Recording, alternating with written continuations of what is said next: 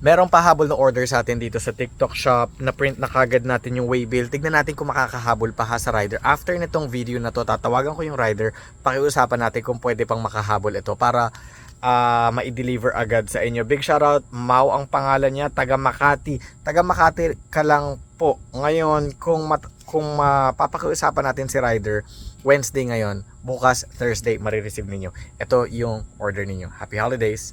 500 ml na item, no? At magsasama ako sa iyo ng mga organic lemons. Dapat dalawa lang ang ibibigay ko sa iyo. Libreng organic lemons, dodoblein ko, gagawin kong 4. Ayan, no?